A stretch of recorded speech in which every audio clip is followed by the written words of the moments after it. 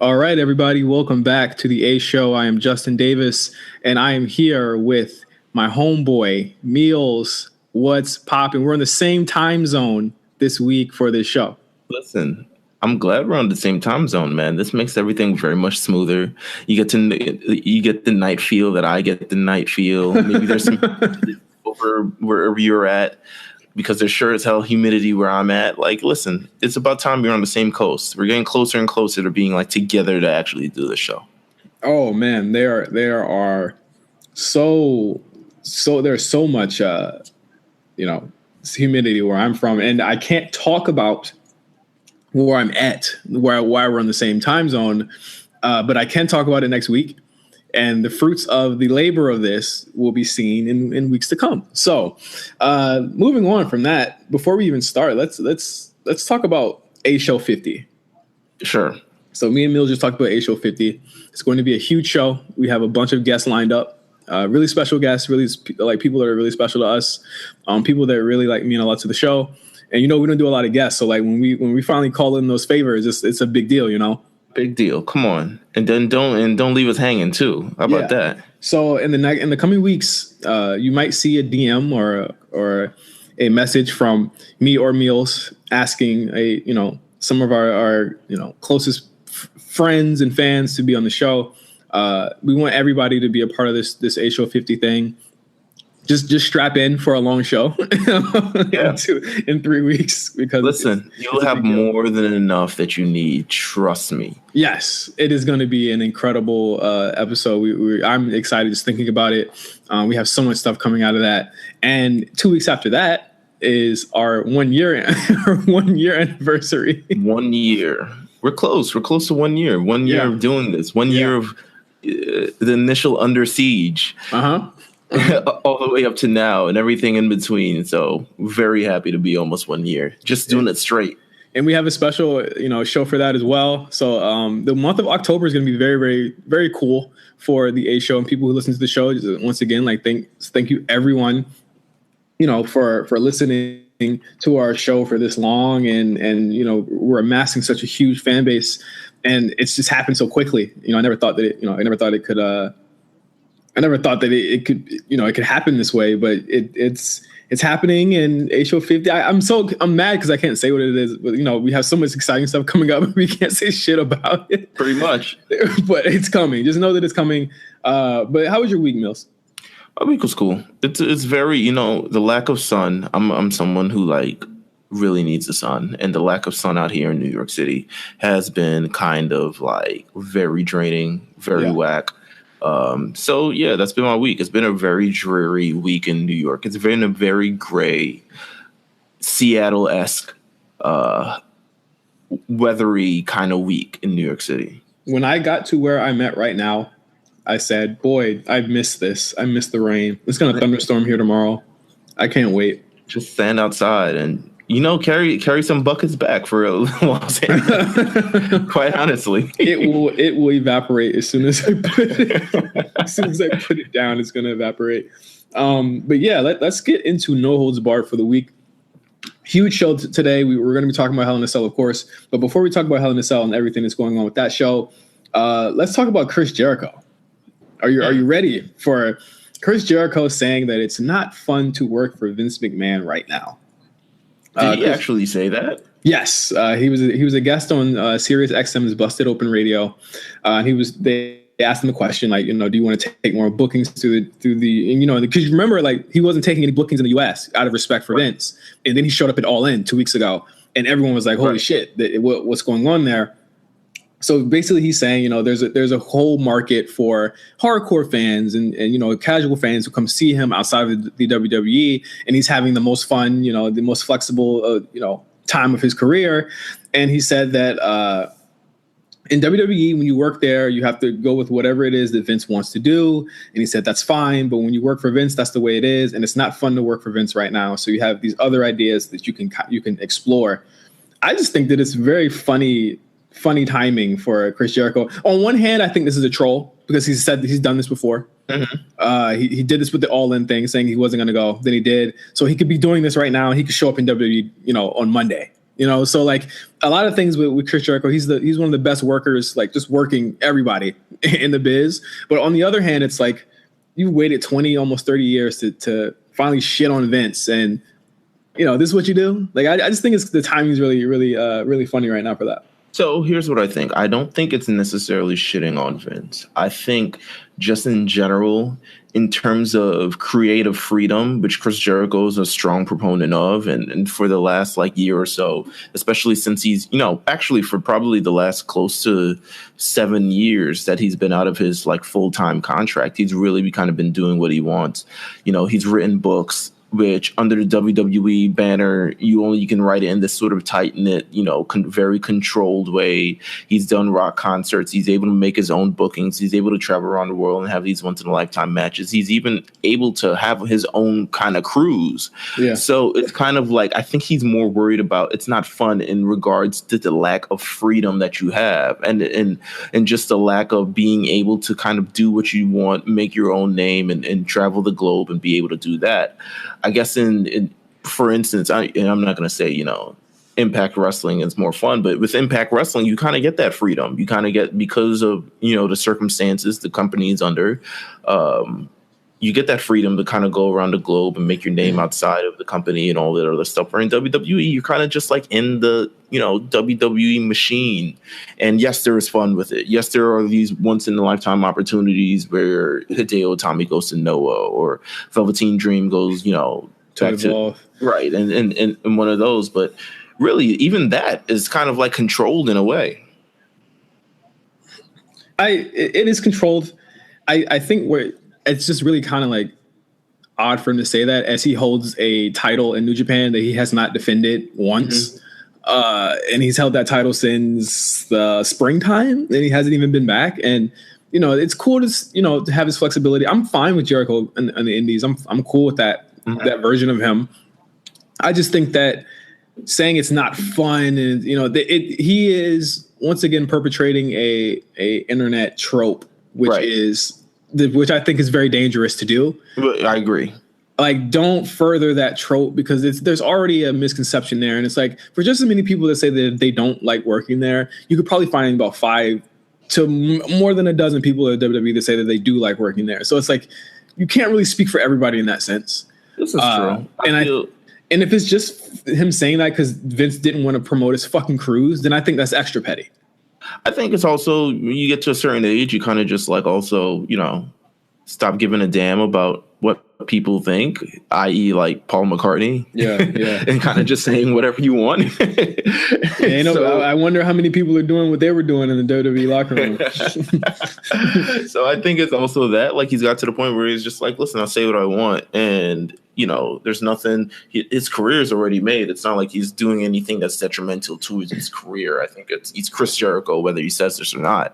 But I do agree that it kind of perpetuates this very negative and continues to advocate this negative tone towards the WWE, which is found a lot on the internet. And we usually find ourselves arguing against these people on the internet of, wow, WWE isn't fair, and blah, blah, blah. Yeah. But in a sense, it's just like, you know, I wouldn't say for the most time, because of how grueling it is, working for WWE is fun and it is a controlled environment. But I do say the opportunity is a once in a lifetime, and it's the greatest opportunity you could have in professional wrestling by far. Absolutely. Moving on, Renee Young. I feel like we've been congratulating her almost every week for the past month. So last month she was the first female to actually commentate Raw. Now she's the first female to commentate Raw full time. WWE told Coach to get the fuck, and now Renee has about damn time, quite honestly. Because listen, he hasn't even been commentating on Raw the entire time we've been doing the show. Like it was just a bad from the moment. You know, I thought it was going to be a good sort of situation.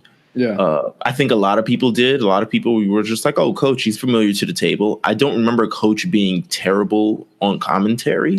Oh, he was also, to me, he was also playing a character, especially when he became that sort of heel, you know, backwards Kangol hat kind of, you know, guy. He was just more so playing up a character. I mean, he wasn't great. Don't get me wrong. It's not like he's great, but, you know, I think he, you know, because of who he was working with at the time, he managed to sort of, get into the flow of things. But this one just didn't work. Yeah. And it was clear from the attitude of Graves and Cole that it wasn't working. Every week, it's kind of like they're like, "What the hell are you talking about, man?" And I'm surprised that it was this quick. I think, obviously social media had a lot to do with it, but I mean, you see the way Michael Cole just effuses about Renee at all times on social media. Like, he was pleading her case probably more, and his voice probably meant a lot more than the people online did. And that, I mean, I'd imagine, yeah. Immediately replace them, replace Coach. And I think it just makes Raw easier to, well, I mean, it's still 3 hours, but it makes it easier to listen to, at least, to have Renee there and to add her perspective. And I think as she gets more comfortable in this role, she's going to be so great. And I think that she's going to be able to be probably, pretty much a very significant person on that table when it comes down to it. And I think, perhaps because Coach's role now is going to be for the kickoff shows and doing that pre-show stuff. And I honestly think that's probably a better fit for him,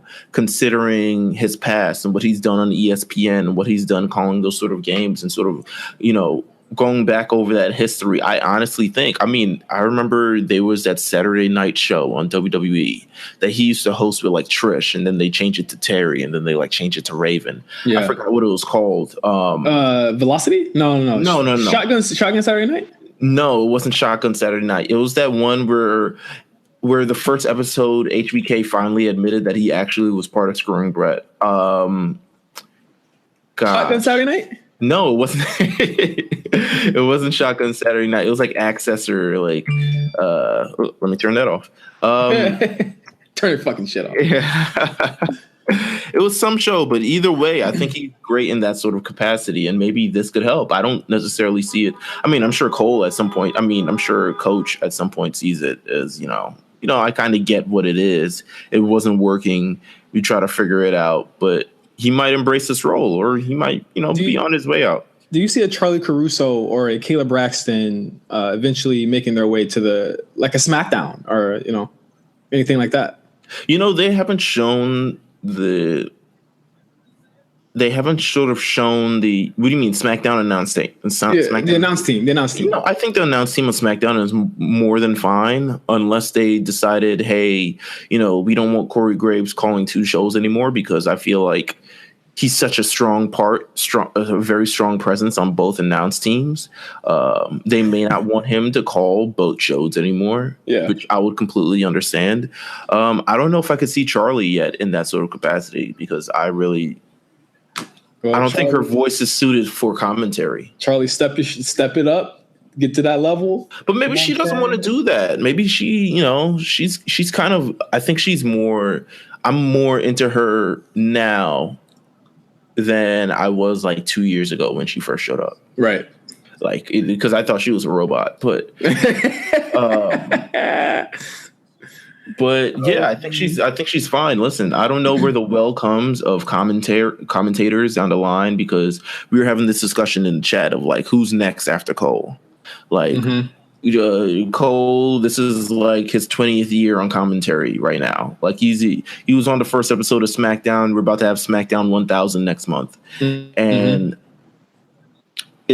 you kind of get to wonder. It's like, listen, he can't do this forever. Would have to assume that he's perhaps grooming a second, someone who's going to be the voice of the WWE moving forward, as he was after JR, took the helms. And it's kind of like, who's going to be next? It could be Renee, the commentator for the Triple H generation, or the Triple H and Stephanie generation. If that's going to be a big role to fill.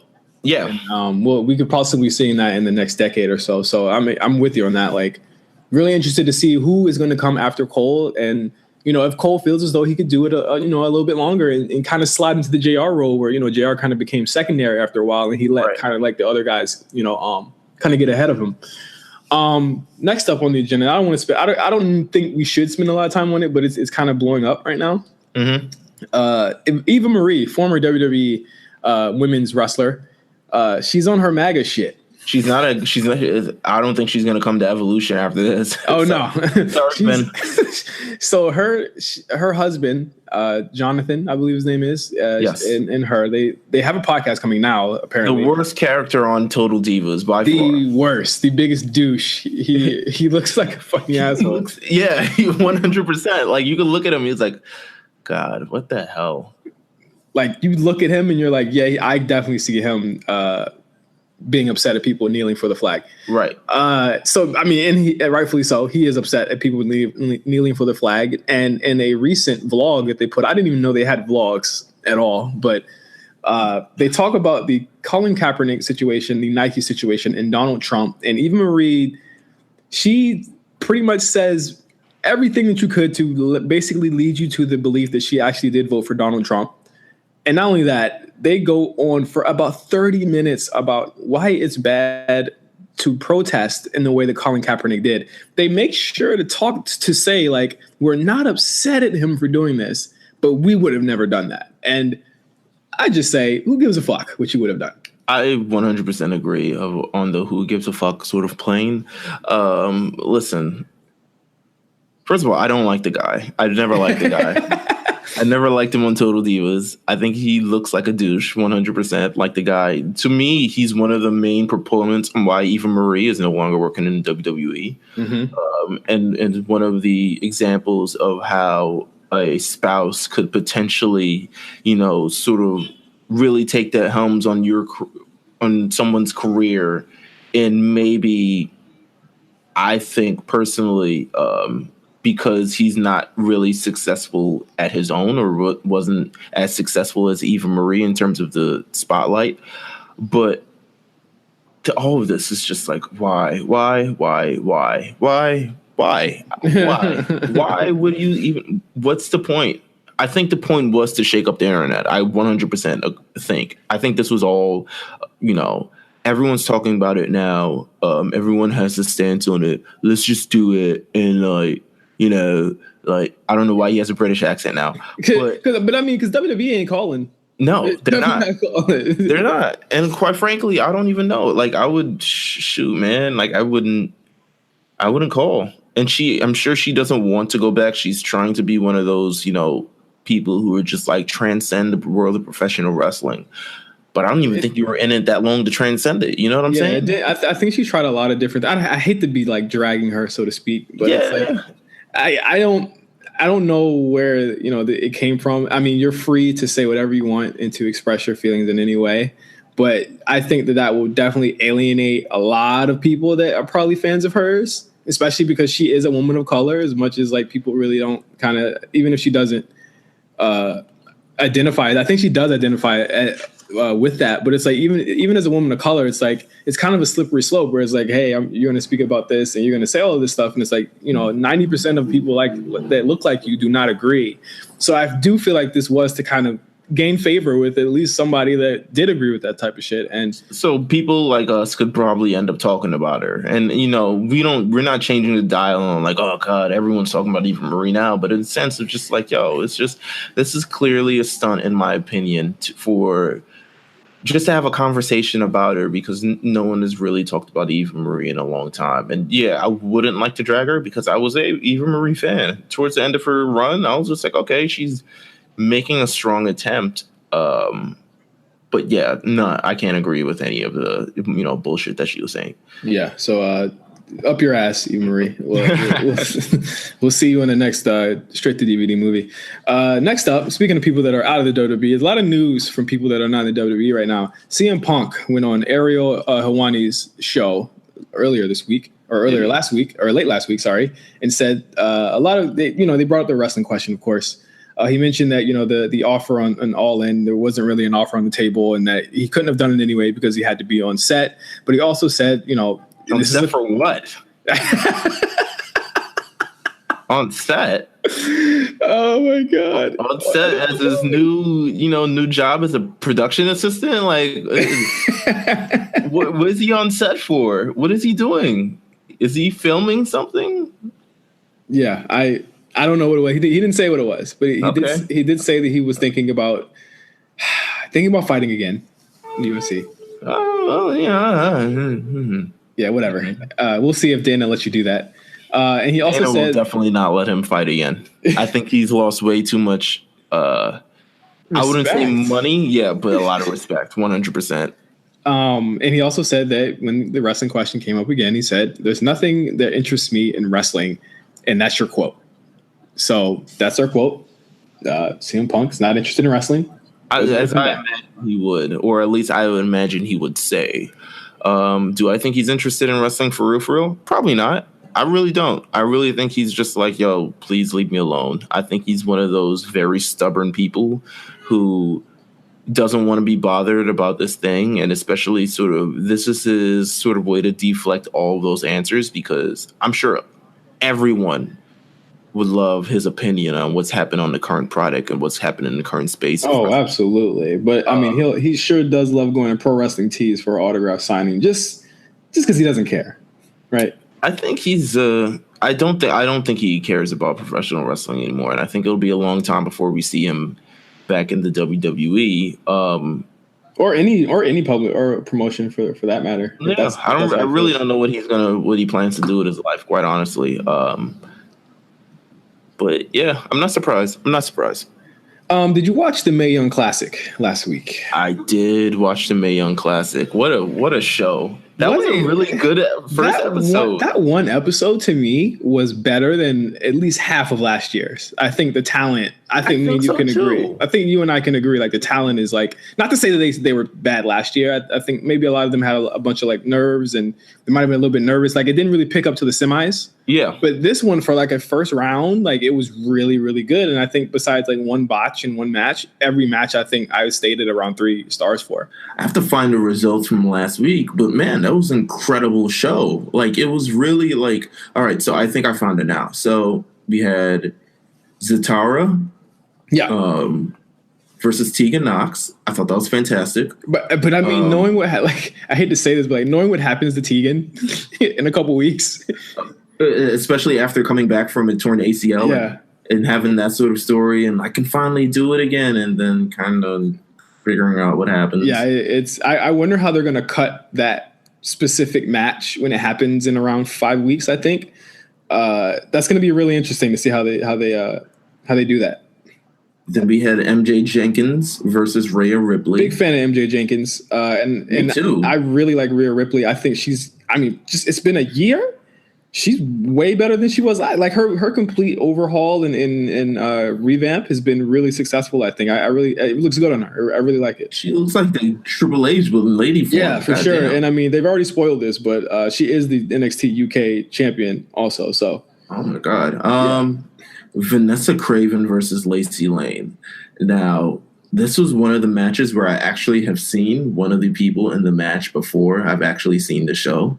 I've seen Vanessa Craven matches. I think she faced Sue Young on an Independence, and it was like free on YouTube to watch. So I did watch her, and I think she's incredible, like very large, lumbering, athletic woman. And I think, WWE should at least show some interest in her. But that Lacey Lane, man, what? She's got it. She's like the female Rey Mysterio to me. I felt like Kofi, but maybe it's because of the dreads. Yeah.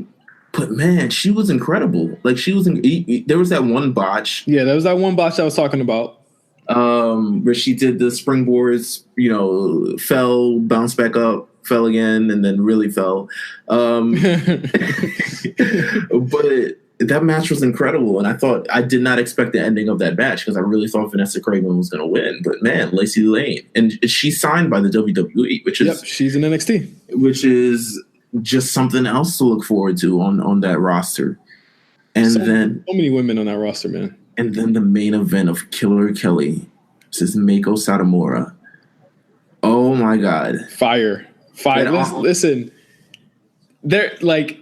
Even if Killer Kelly wasn't as good as Meiko,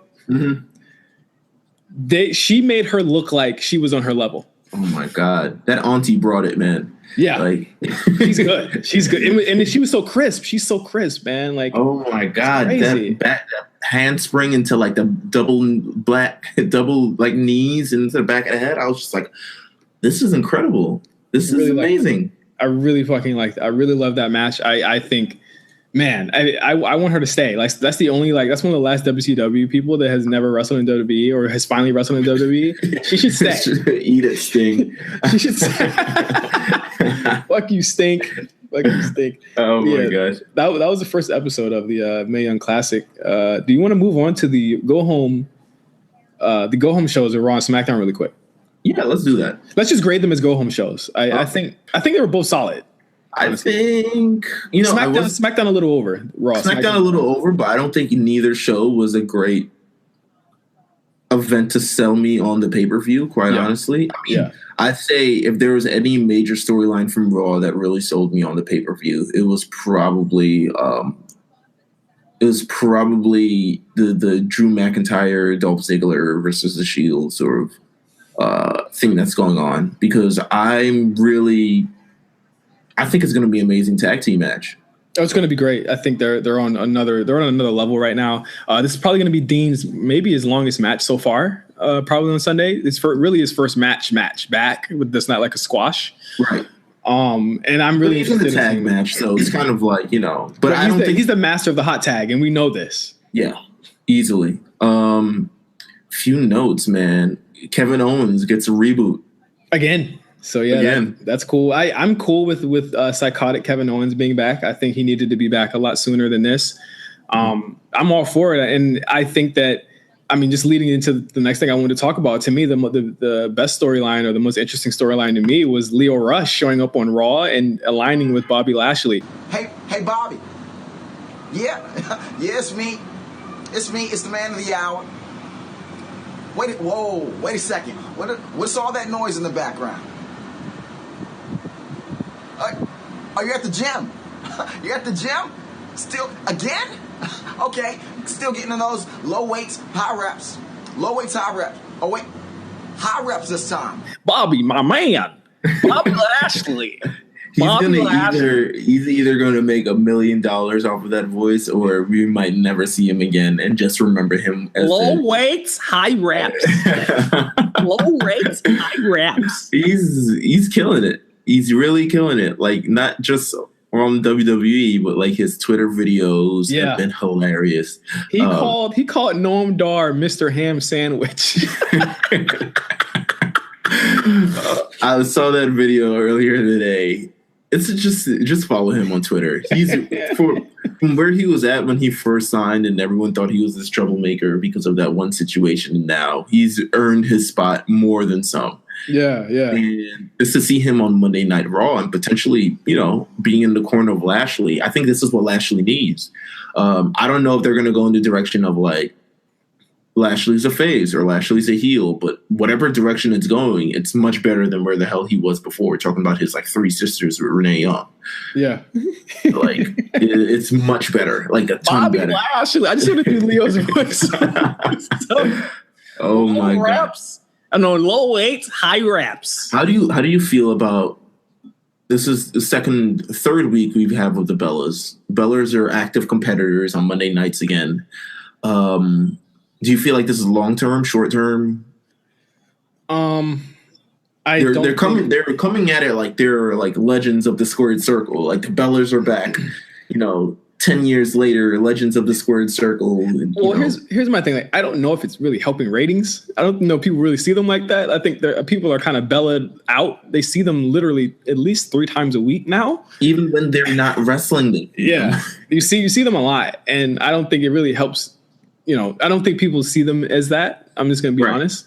But I think it's a lot of it has to do with getting the ring rust out, and that's a major reason why Brie is on both shows, because she has to carry double duty there and get ready for that match on Sunday that we're going to talk about in a few. But I'm not upset with it. The matches have been solid. I think the people that they've been working with have made them look really good. Even like the people that haven't been wrestling as long as they have, like Liv Morgan and Sarah Logan, they've made them look like killers.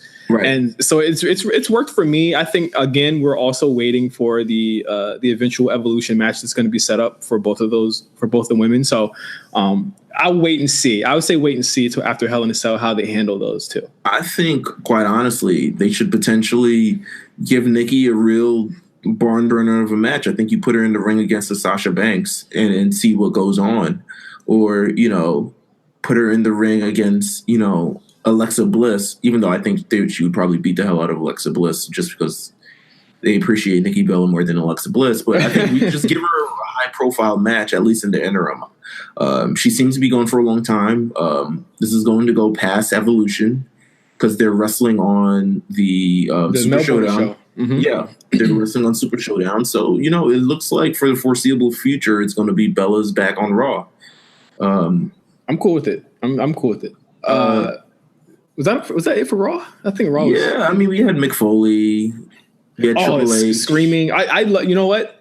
For a match that we don't need, and a match that is very, very far away, we have like another month of this. Listen, and Undertaker, I think, is supposed to be coming next week to Raw. Crazy, right? Like, Undertaker barely shows up ever. Like, he's coming back next week, and I'm like, what the hell are we doing here? But you know what? As far as a go-home show, I didn't think this was the greatest go-home show because, quite honestly, I don't even think I think this is one of those rare shows where most of the matches are SmackDown matches. Yeah. Yeah. It's very rare. This is a SmackDown heavy, you know, Hell in a Cell card. And we'll talk about it when we get to the card, but I feel like, I mean, without a doubt, all the SmackDown main event programs just seem bigger. Even with Roman Reigns in one of the Raw ones, they just seem bigger. I think AJ Styles and Samoa Joe just seems like a bigger deal. Becky Lynch versus Charlotte Flair, shout outs to Ronda, but that just seems like a bigger deal than her program too. I mean, she's kind of in a holding pattern as well. And Daniel Bryan and The Miz is the biggest feud in the company right now to me. So it makes a lot of sense, and I'm glad that they didn't screw over SmackDown Live and just kind of make it balanced and add some shit that didn't need to be there. Right, 100%. Should we move over to SmackDown? Yeah, starting off, AJ Styles and his fucking jeans cut a promo. You called it the Pootie Tang boots. He had the Pootie Tang boots with the little the connector on the side with these fucking. God. That's a class, my friend. It's a class. They look like True Religions, but they really just look like religion jeans because they just look like the shit. Ain't nothing true about them, baby. Come on. Nothing. It's just religion. It's really just religion jeans. Oh my God. Listen, this is definitely one of those jeans you kind of get like this outlet mall. It's like, listen, they're jeans, man. I just need something functional to walk in when I'm not in my, you know, my trunks. When they rung them up at the Goodwill, they just said jeans. Jeans $15. That's the type of jeans they were.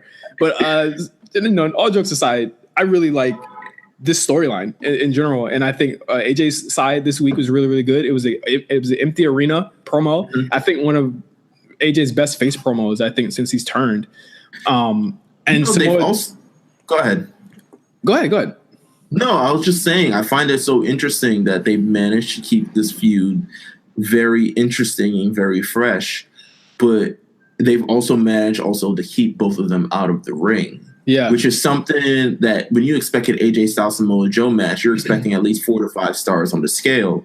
But how they've managed to make this feud mean something without both of them having like these high profile matches to build up to it, it's been kind of amazing. Both of these guys are known for their work rate. Yet now it's kind of flipped on the other side and they're being known for, you know, this actually, you know, mic heavy, you know, invest storyline program. Yeah, absolutely. And you know what? This just in general, it is incredible what SmackDown has done with people who are past their primes. And I think it's fair to say that, like Samoa Joe, AJ Styles, Nakamura, if you want to keep it going, R-Truth, like Randy Orton, Jeff Hardy. It is amazing what they've done with these wrestlers who are essentially, we're looking at the corpses of these wrestlers that we once loved, and they're getting a lot out of them, even if they're not in ring. I mean, just to go on the other side of the AJ and Joe thing, the Joe promo from later on that night was like almost like some Attitude Era type shit, like some Brian Pillman type shit, if you want to go there. I agree. It was crazy. Like he's reading a storybook, and in the end, he's implying like that Joe, who AJ just said has a family as well, is going to steal Wendy away from AJ Styles. Oh my God! And there was a little picture and everything with the like.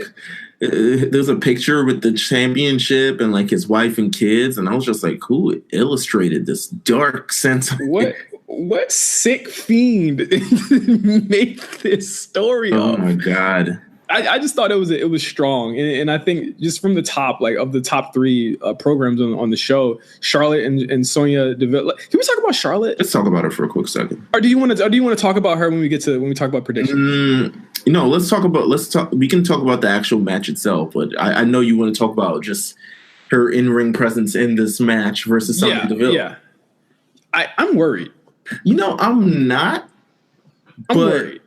I never thought this was going to. You know what? This had the potential to be a good match, but I think in the context of like it not being a high-profile match, it being right before a pay-per-view. She was wearing a fucking t-shirt. She's wearing a t-shirt because all of them have to wear their Connor Cure memorabilia for the next month before they have to wear all their pink memorabilia. Before they have to wear all their holiday memorabilia. But yeah, it was very not a good showing right before the pay-per-view, quite honestly. I think in the last couple of weeks, Carmella, the triple threat match, notwithstanding, which wasn't the best because of Charlotte. It was really good because Becky and Carmella had, Carmella was working her ass off those last 3 weeks. Let's be clear. She was working her ass off the last 3 weeks. She was champion. But this match should have been better, like you said. But a lot of it like leans on Charlotte. Like there was a clear botched spot where she like was supposed to lift up for the after a pin. Mm-hmm. And it just completely blew up. And it was like, I'm concerned because it's like, I don't see how someone can, and maybe I just sound stupid, maybe I sound like a mark, whatever. I don't see how you could have such a great, to me, match of the year contender match in April with Asuka and then regress like this. And it's making me think now, or making me agree that Asuka was the one that really worked her ass off. And I watched the match again and I agree with that. I think there's definitely an inconsistency with Charlotte in the ring. I don't think that she's bad, but I do think there's like a J.R. Smith level. Okay, one night I'm shooting 27 points, game, and then one night I'm shooting like 3 and maybe 4 if I get me. I really do think there's an inconsistency with her matches. I don't know quite yet what to attribute that to. I just feel like sometimes she's just like, I really think a lot of it's in her head. Mm-hmm. A lot of it's still in her head and sort of how she's sort of dealing with how I'm going to go over this match and things like that. Or maybe she doesn't prepare one night and maybe she does more. I think the matches she had with Asuka at WrestleMania is still amazing. And I think she had weeks, maybe even months to understand how that match was going to turn out. Or just, a good agent or something along those lines.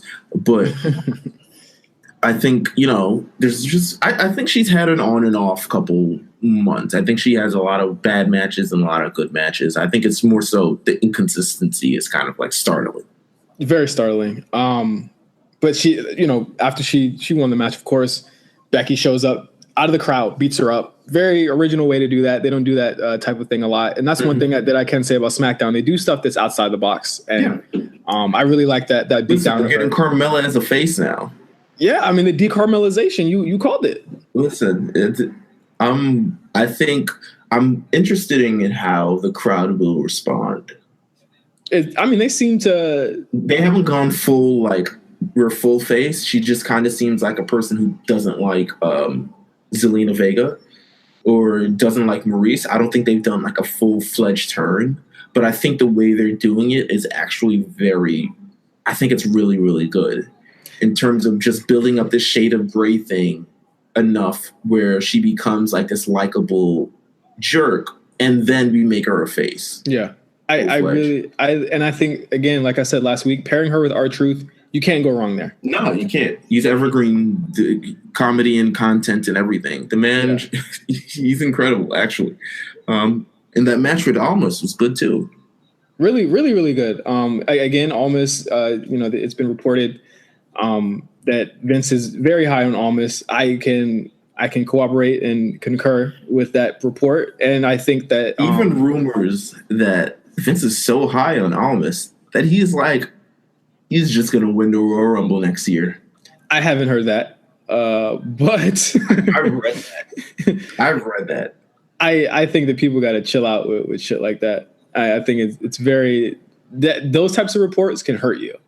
Yeah. I'll just say that. Those types of reports can hurt you. I 100% agree. I mean, yeah. But I think Almas is doing a great job. I think he's been in the mix. I think they gave him a lot of really good wins. The only time he's really lost, 3 times, compared to the amount of times he's won his matches and stuff like that. I think that, again, he's another wait and see until after Hell in a Cell. But I mean, of course, we're kind of crossing right into Survivor Series. I'm wondering what they're going to do for that this year. But again, almost doing a really great job. He's not in the pay-per-view, but I see him being on at least Survivor Series next month. Yeah. Or I'm not next month, but in November. I'm sorry. I think there was an issue with the main event of SmackDown. I don't know if there's an actual issue, but it seemed like an issue to me and then when I looked at the YouTube clip and there was parts of it edited out. There's a lot of botches. That wasn't a good match. I didn't think, quite honestly, Maurice hasn't actually wrestled a full match in like 8 years.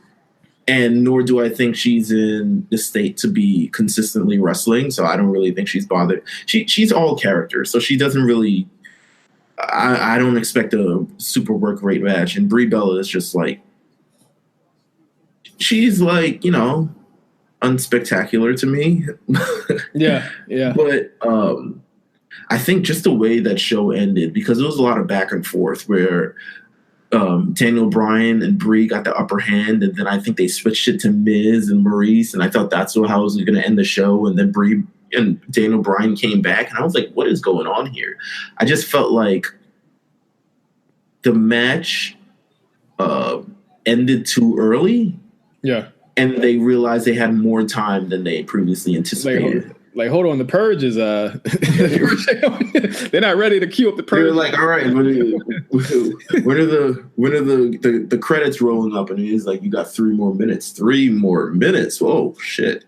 And so like there's a whole part edited out on SmackDown of like, I think Maurice was going for a DDT and then Brie Bella like flips her over.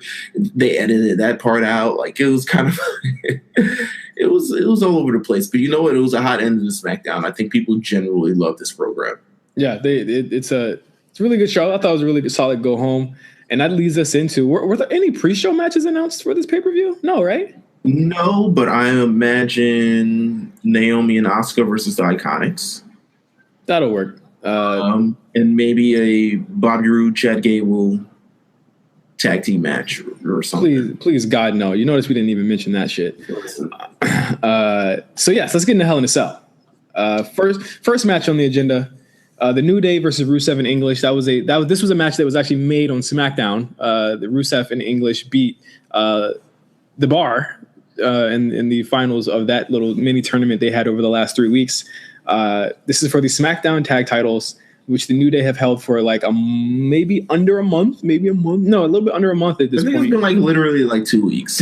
Yeah, I don't think it's been very long since they've held these titles. Maybe like 3 weeks. Yeah, the tournament started the week after they won, but yeah, it's been like 3 weeks. So I don't have the New Day losing this. I don't think anyone should. I think it'll be a really, really good match, but I also think this will further the issues between Rusev and English. We're going to get the feud that you wanted, Meelz. Listen, first of all, I'm happy about that. Second of all, I want to give props to Aiden English. I think he's an incredible role player in all of this. I know, right? Listen, shut up. I think he's a great role player in all of this. I really think that he's really kind of he's someone who, after Simon Gotch left, probably would not have received any sort of opportunity, and then they kind of like merged him with Rusev off like just a whim, and somehow it worked, and somehow it's been running for like the last 6 months, even though this should have been like one of those programs that landed for a week when 2 mid-carders just team up randomly to face 2 other mid-carders they don't like. So I say this because this may be Aiden English's only championship opportunity in the next couple months. I would love to give him his props while we can, but yeah, I'm going to go with New Day. I think it's going to be an entertaining match, though. I would love it. I would love it to kind of be a cool. I'd never like to say New Day matches are cool off matches. They always end up having something really good about them, even if they only get like 9 minutes. Yeah. So I think it'll be a pretty good match. I again have New Day winning this. I do think it'll be Kofi and Xavier again, though, and have Biggie out. I really think they're going to continue doing that. Next match. I'm not mad at that. I'm not mad. Next match, Dolph Ziggler and Drew McIntyre. What's their name? The Pack? Is the name the Pack? I don't know. I thought they were just... No, they're the Dogs of War. They're part of the Dogs of War. What? That's what Braun Strowman called them. That's what Braun called them. The Dogs of War. Oh, shit. The Dogs of War group against the Hounds of Justice. They are facing Seth Rollins and Dean Ambrose, 2/3 of the Shield, for the Raw tag titles. I don't know if you want to beat anyone in this match right now, if you know what I mean. I understand what you're saying. I don't know. I think if there's any matches and they like to kind of hand out their DQs kind of maybe 2 or 3, which I mean for a pay-per-view that shouldn't even be that many. I think this might be the one match on this show that ends in DQ or in some type of fuck finish. And the other one I'll talk about when we get to it. Because the thing is, you don't. I mean, Seth already has the fucking IC title. Like, you want the Shield to have every title? Yes, I mean I'm cool with that. Yes, 100%. I'm cool. I'm cool with that. Do I want it? Yes, I do. I'm okay with that. I'm not gonna complain about it. But it's. Do you want to beat Dolph again? That's my other issue. Like, who takes the pinfall there? You don't want it to really be. Where does this all go? Well, obviously, it's probably going to go to a Shield plus Finn plus whoever they've wronged in the last couple of weeks. I think they're doing that All-Star shit again. Oh yeah, you're right. They're gonna. Do you think the Shield's going to be a part of that Team Raw thing this time? Ooh. Oh fuck! They're probably going to have the Shield team up with Braun in them, huh? You know, they don't have to. But Roman definitely has to be in a match against a champion. Oh yeah, you're right. So, oh my God, what if we get Roman and AJ in Survivor Series? That would be amazing. Anyway. Okay, go ahead. We're going too far ahead. Anyway, who do you think is winning? I think this is going to be a DQ. I don't think anyone's going to win this. I think, God, I'm going to go with Rollins and Ambrose because they kind of seem like we really just want to do what we did last year and make it happen. Yeah, I mean, and again, that's how I kind of feel off this entire feud. It's just like it's really been. We're wondering why Seth Rollins versus Dolph Ziggler, like 2 guys who haven't had any long-term feuds in like over 2 years, are now having this long-term feud. And I really think it was just for Dean Ambrose to come back so they can sort of continue where they picked off. Yeah, pretty much. And I mean, again, you're getting this 6-man match between the Shield versus these guys at the Super Show. So, I mean, it doesn't really matter who wins or loses here because they're going to see this match again anyway. Yeah, you really are. So I go DQ. Meelz says the Shield's about to have every title in the company. Boom. Literally. Next match, Daniel Bryan and Brie Bella versus The Miz and Maurice. I mean, I don't see why you wouldn't just continue to have The Miz and Maurice get one up on these guys. But the thing is, I don't think it's going to happen here. I think Brie's going to pin Maurice because you want to hold off Bryan pinning or submitting The Miz until it's time. Yeah. So I think they're going to win, but I don't think that Bryan's going to get his revenge in this match. I think, I'm picking Daniel Bryan and Brie just to sort of even. It's not like a one-on-one victory, but it's still a victory nonetheless. And it'll set up the Super Show match in 4 weeks after that. 3 weeks after that, right? It will set that up perfectly.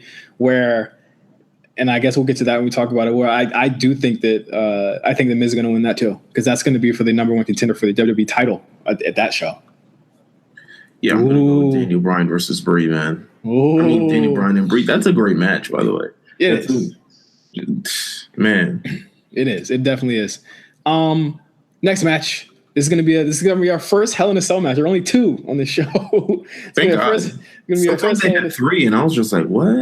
Well, I mean, some are good, some are very bad. I think this has the potential to be an all-timer if their bodies are up for it anymore.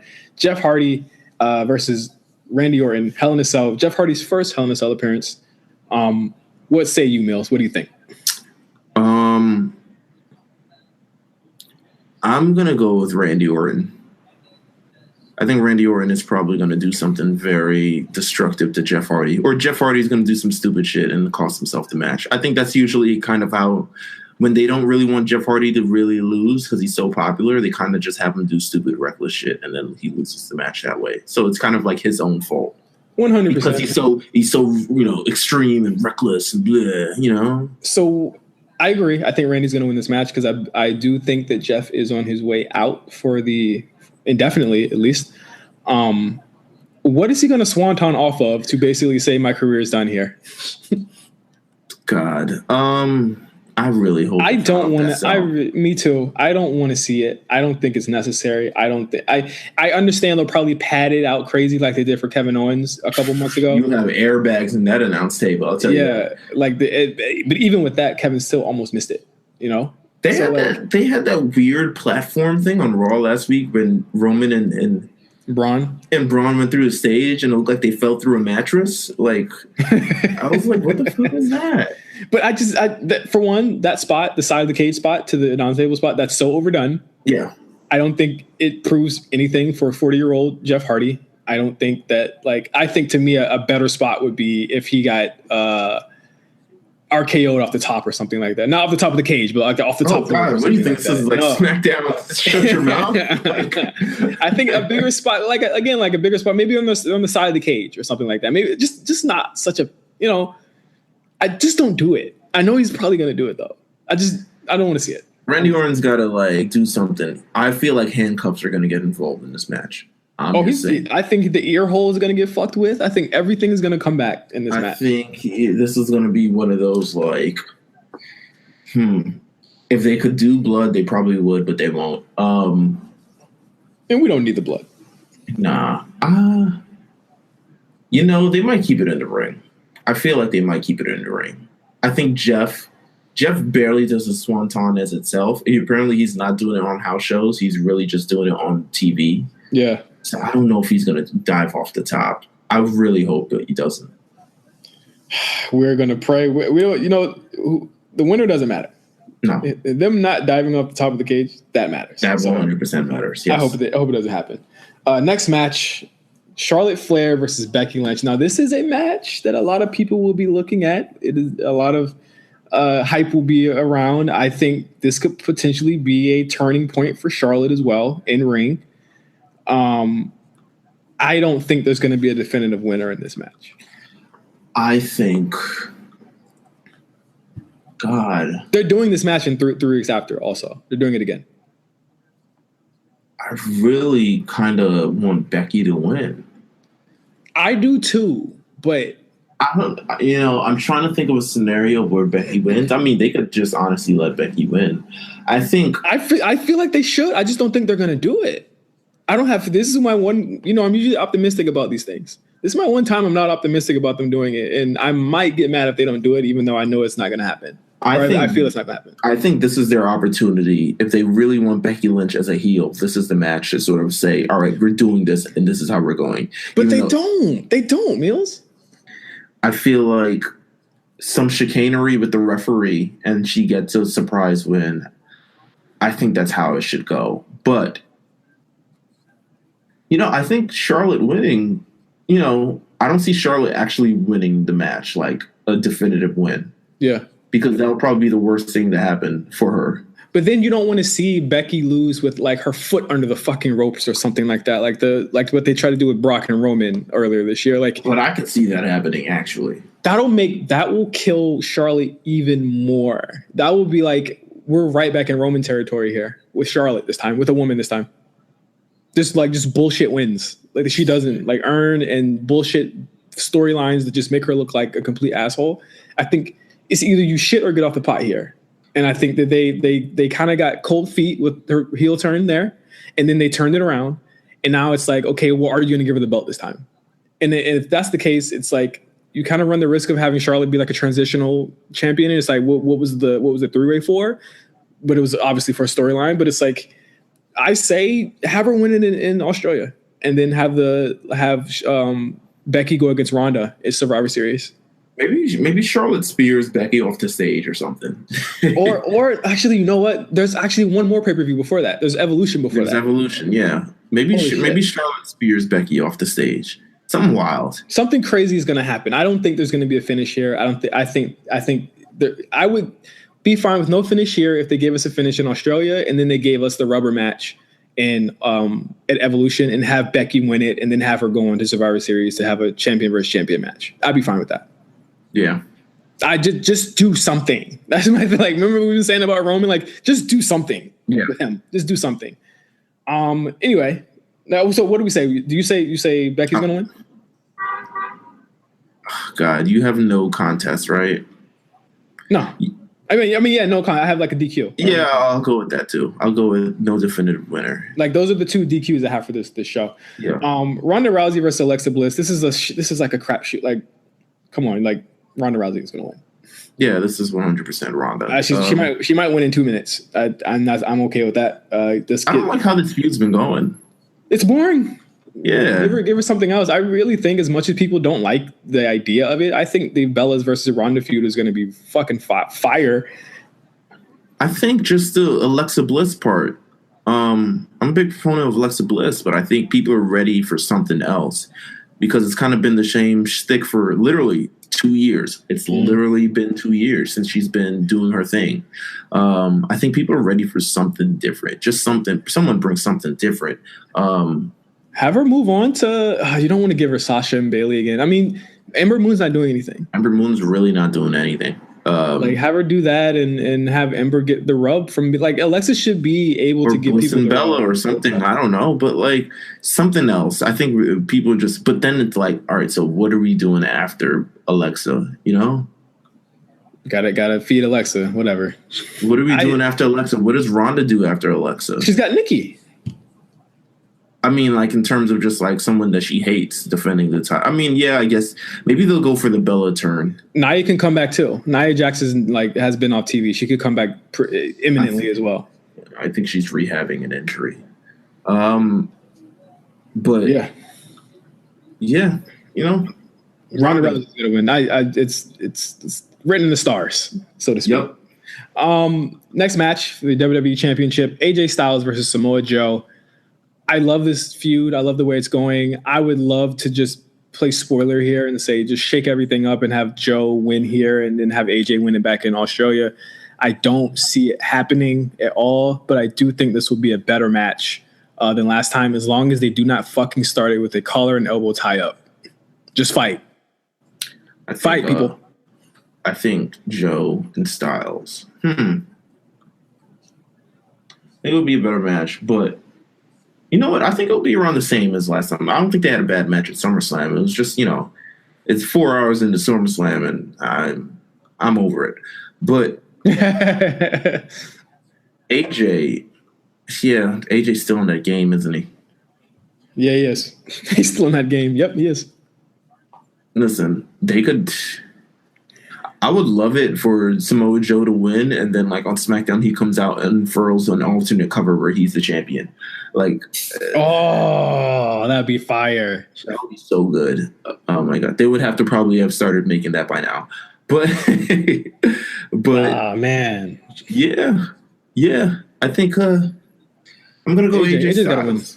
AJ Styles. Yeah, AJ's gotta win this because I mean we got one again super shows in like 3 weeks after that. After this. And you have AJ Joe again, and I think it kind of sucks because in all AJ feuds he never loses. Yeah.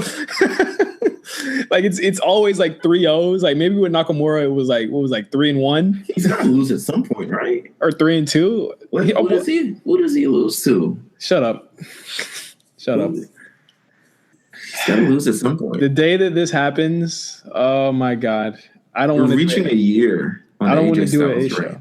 I don't want to do an A show when he loses it. Let's just he's got to lose to Pete Dunne at this point.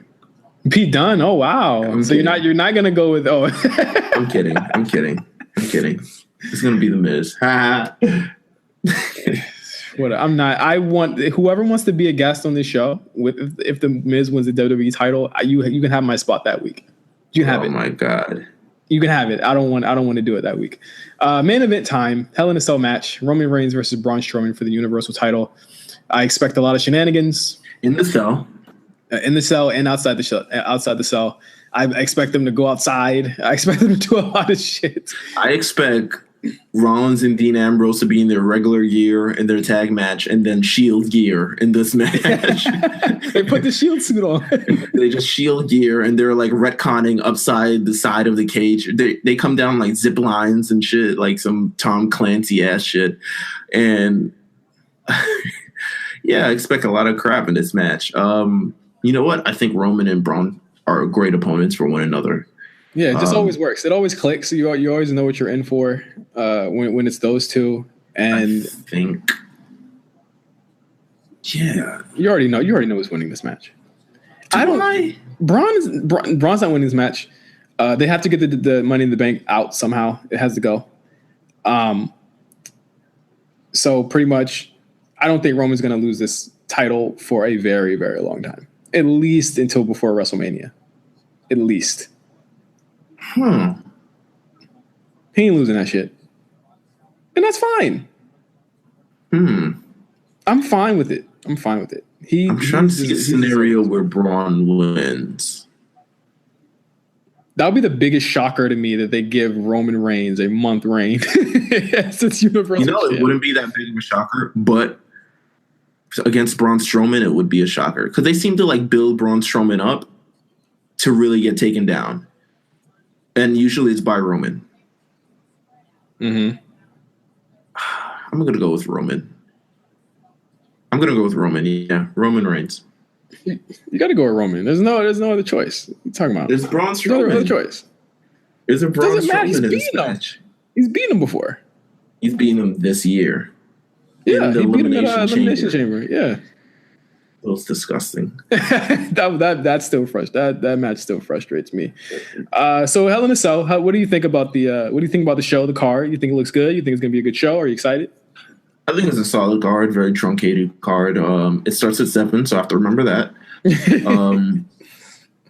Let's see. I think it's just, I think it's going to be good. I think it's going to be good top to bottom. The only thing that could ruin this card is results, like the way finishes go down. That's really the only thing that could ruin this. And you've seen it happen.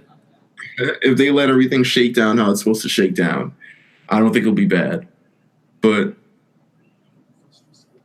yeah, it should be. I'm excited for the card. I think it'll be good. I'll probably be more excited as the days go on. But that is Hell in a Cell. And I think that is pretty. Well, one thing I wanted to ask before you mentioned something on Twitter, Meelz, about watching Triple H versus Undertaker Hell in a Cell match. Should we watch that before Super Showdown? Yes. When is Super Showdown again?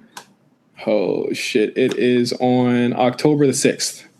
All right, we got time.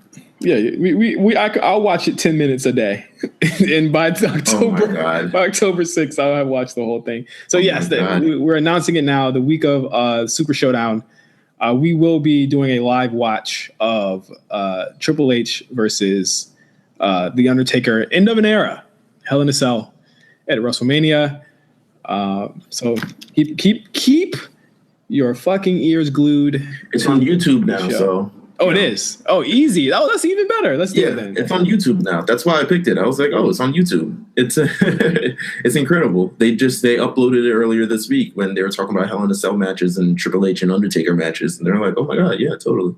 So this time, all you need to do is have the internet. You don't even need to have the WWE Network. You just need to have the internet, and we will be watching that. I want to say if the week of the 6th was that week of the 6th. It's gonna come before the 6th. Yeah, it's gonna come before the 6th. Probably that week, maybe that Tuesday or Wednesday, but that will also be within the whole craziness of A Show 50 and A Show 1 year. So keep in tuned with the A Show. And I think that's it for this week's episode. Meelz, is there anything else you wanted to talk about?